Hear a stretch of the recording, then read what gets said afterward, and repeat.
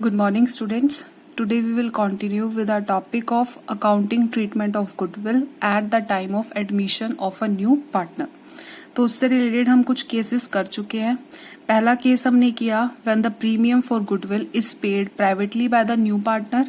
उस केस में कोई भी जर्नल एंट्री नहीं होती क्योंकि उसने अंडर द टेबल जो है आपको पेमेंट जो है प्रीमियम की दी है. सेकेंड केस हमने किया जब न्यू पार्टनर है प्रीमियम को कैश में लेकर आता है. थर्ड केस हमने किया जब न्यू पार्टनर काइंड में कैश ना लेके आके एसेट्स वगैरह लेके आता है, तब कैसे हम अकाउंटिंग ट्रीटमेंट करेंगे. फोर्थ केस हमने किया कि अगर एग्जिस्टिंग गुडविल बैलेंस शीट में कोई गुडविल ऑलरेडी अपीयर हो रही है at the time of admission of a partner, तो उस केस में हमने क्या करना है. गुडविल वही अपीयर होती है बैलेंस शीट में, एग्जिस्टिंग गुडविल वही होती है जो हमने परचेज की होती है. अब परचेज गुडविल कौन सी होती है. अब परचेज हम तभी गुडविल करते हैं जब हमने कोई रनिंग बिजनेस परचेज किया होता है.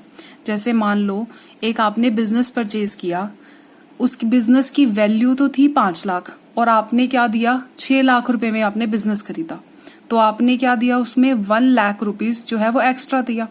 तो 1 लाख रुपीज क्या है वो गुडविल के आपने एक्स्ट्रा पे करे हैं. तो ये गुडविल क्या है परचेज गुडविल. तो ये गुडविल बैलेंस शीट में जो है अपीयर होती है. सेल्फ जनरेटेड गुडविल वो होती है जैसे हम बिजनेस खुद से कर रहे हैं और हमने जो बिजनेस किया फिर हमने उसमें रेपुटेशन अर्न की, तो वो जो गुडविल है वो बुक्स में अपीयर नहीं होती, उसको बुक्स में रिकॉर्ड नहीं किया जाता. तो उस केस में आपने कैसे अकाउंटिंग ट्रीटमेंट करना है आज हम करेंगे. जब एक नया पार्टनर है गुडविल का शेयर ही नहीं लेके आता. अब हमने पढ़ा था कि कंडीशन है कि उसको कैपिटल भी लेके आना है और गुडविल भी लेके आना है.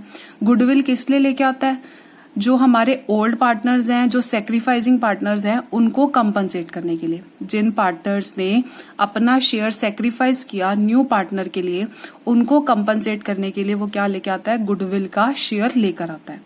लेकिन कई बार क्या होता है पार्टनर गुडविल का शेयर ही नहीं लेकर आता, तो उस केस में हमने क्या करना है. अगर आपने सेक्रीफाइस किया तो अब आपको पैसे तो चाहिए ही चाहिए. तो उस केस में आप क्या कहोगे न्यू पार्टनर को कि कोई बात नहीं, अगर अभी आपके पास पैसे नहीं है तो हम क्या करेंगे, पैसे तो हम लेंगे आज नहीं तो आप कल लेके आना. तो उसके लिए आप क्या करते हो, एक नया अकाउंट बनाते हो, न्यू पार्टनर्स करंट अकाउंट. अब यहाँ पर कौन से अकाउंट को डेबिट किया हमने, न्यू पार्टनर के करंट अकाउंट को, उसको हमने डेबिट कर दिया जितना उसका शेयर था उसके साथ. शेयर ऑफ गुडविल, जितना शेयर न्यू पार्टनर का गुडविल का होगा उस शेयर से आप उसको क्या कर दोगे, करंट अकाउंट को डेबिट कर दोगे. अगर किसी पार्टनर ने गेन किया है रिकॉन्स्टिट्यूशन के टाइम, रिकॉन्स्टिट्यूशन में क्या होता है, या तो प्रॉफिट शेयरिंग रेशियो आपकी चेंज होती है, या कोई पार्टनर एडमिट होता है, या कोई पार्टनर रिटायर हो जाता है, या किसी की डेथ हो जाती है, तो वहां पर जो एग्जिस्टिंग पार्टनरशिप डीड है, एग्रीमेंट है, वो क्या हो जाता है आपका खत्म हो जाता है और न्यू पार्टनरशिप एग्रीमेंट आपका स्टार्ट हो जाता है. तो उसे बोलते हैं रिकॉन्स्टिट्यूशन ऑफ पार्टनरशिप फर्म. अगर किसी पार्टनर ने गेन किया है तो उसको हम क्या कर देंगे, डेबिट कर देंगे to sacrificing partners capital account. जिन पार्टनर्स ने सेक्रीफाइस किया उनको क्या कर दोगे आप, क्रेडिट कर दोगे. तो अब हम ये क्वेश्चन से सीखते हैं कि कैसे हमने इसको क्वेश्चन में करना है. Our first question is A and B are partners sharing profit in the ratio of 3:2. They admit C into the partnership with 1/4 share. The new profit sharing ratio is 5:4:3. C brings 50,000 for his capital but could not bring any amount for the goodwill. The firm's goodwill on C's admission was 48,000. अब इस question में clear given है कि वो capital लेकर आया है और गुडविल का कोई भी शेयर नहीं लेके आया. A:B, ये इनकी ओल्ड रेशो 3:2. अब C आया तो उनके एडमिशन पे इसकी रेशो क्या बन गई, ये बन गई 5:4:3. अब हम क्या करेंगे, जर्नल एंट्री.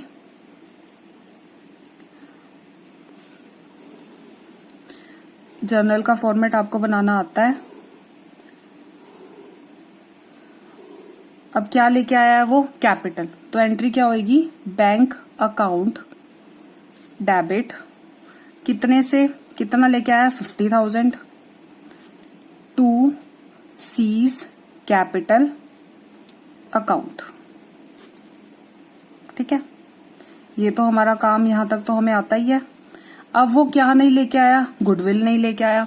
अब आपने किसी के लिए सेक्रीफाइस किया है तो आप उसको छोड़ तो नहीं दोगे, तो आप उसको क्या बोलोगे कि कोई बात नहीं, आज नहीं है पैसे लेकिन हम तो पैसे लेंगे। तो उसके लिए आप एक अकाउंट ओपन कर दोगे, उस अकाउंट को हम क्या बोलते हैं, करंट अकाउंट। अब हमने एंट्री सीखी new partners current account. New partner कितना है, सीज करंट अकाउंट को आप क्या करोगे, डेबिट करोगे। अब कितने से डेबिट करना है हमने, उसके गुडविल के शेयर से। अब फर्म की गुडविल कितनी है, 48,000। तो सी को कितना शेयर लेके आना चाहिए था गुडविल का, वो हम निकाल लेते हैं। टोटल गुडविल है 48,000 की, सी का शेयर कितना है, 1/4, यही है सी का शेयर। तो इसको जब हम कैंसिल करेंगे तो 12,000 रुपीज सी को लेकर आने चाहिए थे, लेकिन सी क्या नहीं लेके आया। और ये कौन कौन देगा सी को, किससे लेगा वो सी लेगा सेक्रीफाइसिंग पार्टनर। जिन पार्टनर्स ने सेक्रीफाइस किया उनके लिए लेके आएगा ना। अब उनको कंपनसेट करने के लिए उनको पैसे देगा। तो अब ये निकाल लेते हैं किस रेशो में डिवाइड होगा, ये सेक्रीफाइसिंग रेशो में। तो वो भी अब फाइंड आउट कर लेते हैं। A sacrifice is equal to 3/5 old ratio minus 5/12।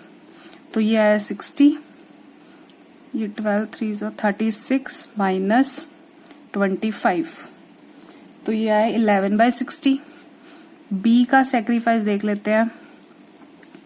B का ओल्ड शेयर है 2/5 और न्यू शेयर है उसका 4/12। तो 60 24 20, तो 4/60। तो सेक्रीफाइसिंग रेशियो कितनी आई, A रेशो B 11/4। तो जो 12,000 है उसमें 11/15 शेयर दिया A ने और B ने कितना सेक्रीफाइस किया, 4/15। तो अब हम ये निकाल लेते हैं। 2 सेक्रीफाइसिंग पार्टनर, सेक्रीफाइसिंग पार्टनर कौन कौन है, A capital account, 2 B's capital account. अब सी का शेयर कितना है, 12,000। अब ए का शेयर हम निकाल लेते हैं। ए शेयर 12,000 में 11/15, ये आएगा 8800। और बी का शेयर आएगा हमारा 12,000 मल्टीप्लाई 4/15, ये आएगा 8,000 3200, सॉरी 800 3200। तो ए ने कितना सेक्रीफाइस किया, ए ने सेक्रीफाइस किया हमारे को कितना देगा, ए बी को सी को सॉरी 8800 और बी कितना देगा 3200। अब सी का जो करंट अकाउंट है इसको हम कहां पर शो करते हैं, बैलेंस शीट में हम इसको एसेट साइड भी शो करते हैं। एसेट साइड शो करते हैं क्योंकि अभी हमने सी से पैसे लेने हैं, तो ये हमारे लिए इनकम ही है फर्म के लिए कि अभी ये पैसे लेके आएगा। जब सी पैसे ले आया, चाहे 10 दिन में लाया चाहे 12 दिन में लाया, तो अब सी के करंट अकाउंट को क्या कर दोगे, क्लोज कर दोगे। तो उसके लिए जो जर्नल एंट्री क्या पास करेंगे हम, bank account debit to C's current account. तो सी का जो करंट अकाउंट है ऑटोमेटिकली अपने आप ही क्लोज हो जाएगा। लास्ट क्वेश्चन है जो आज का हमारा, X and Y are partners in a firm for 5:3. On March 1, 2017, they admit Z as a new partner. The new profit sharing ratio will be 4:3:2. तो क्या पता चला इससे हमें, X रेशो Y की ओल्ड रेशो है 5:3, जब Z आया तो उनकी रेशो क्या बन गई, 4:3:2। Z bought 1 lakh rupees in cash as his share of capital. अब कैपिटल के लिए तो वो पैसे ले आया, but could not bring any amount of goodwill in cash. अब वो गुडविल के पैसे नहीं लेकर आया। The firms goodwill on Z admission was 1,80,000। ये फर्म की गुडविल है Z के एडमिशन पे। At the time of Z admission goodwill existed in the books of firm was ₹2,40,000। अब ये गुडविल ऑलरेडी एग्जिस्ट कर रही है बैलेंस शीट में, तो इसको क्या बोलेंगे, एग्जिस्टिंग गुडविल। और अभी मैंने आपको बताया अगर कोई एग्जिस्टिंग गुडविल होती है बैलेंस शीट में तो उसको हम क्या करते हैं, सबसे पहले राइट ऑफ करना है। और राइट ऑफ किसके बीच में होगा, जो एग्जिस्टिंग पार्टनर्स थे। एग्जिस्टिंग पार्टनर्स जो पहले से ही पार्टनर्स हैं, एक्स और वाई। जेड का इसमें कोई भी शेयर नहीं है, क्योंकि ये जो गुडविल है किसकी एफर्ट्स की वजह से अर्न हुई है, सिर्फ एक्स और वाई के एफर्ट्स की वजह से। अभी जेड तो आया नहीं था उस टाइम, पहले से ही हमारे पास इतनी गुडविल है, तो इसको आप क्या करोगे, राइट ऑफ कर दोगे किस किस के बीच में, जो ओल्ड पार्टनर्स हैं उनके बीच में, इन देयर ओल्ड रेशियो। तो हम कर लेते हैं। तो कौन, इसमें डेट भी गिवन है 2017 March 1। X capital account debit, Y capital account debit to goodwill account. अब गुडविल कितनी एग्जिस्ट कर रही है, 2,40,000। अब किस रेशो में आपने इसको राइट ऑफ करना है, ओल्ड रेशो में। Return of goodwill, return of in old ratio. अब ओल्ड रेशो क्या है, 5:3। 2,40,000 अब निकाल लेते हैं। एक्स का शेयर 2,40,000 में कितना है इसका, 5/8। तो ये बनेगा,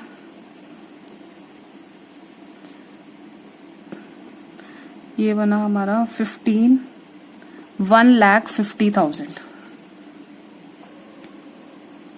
अब ऐसे ही वाई का शेयर कितना बना, 2,40,000 और ओल्ड शेयर कितना है उसका, 3/8।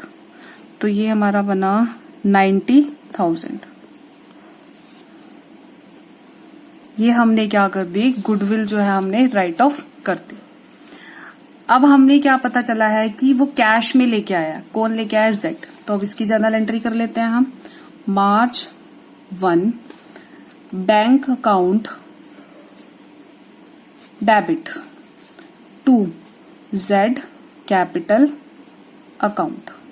यही जर्नल एंट्री होगी। कितना पैसा लाया, 1,00,000 रुपए। लेकिन क्या नहीं लेकर आया, गुडविल नहीं लेकर आया। तो इसके लिए हमने स्टेप फॉलो करना है। सबसे पहले हमने गुडविल का शेयर निकाल लेना है। तो हम निकाल लेते हैं, जेड शेयर ऑफ गुडविल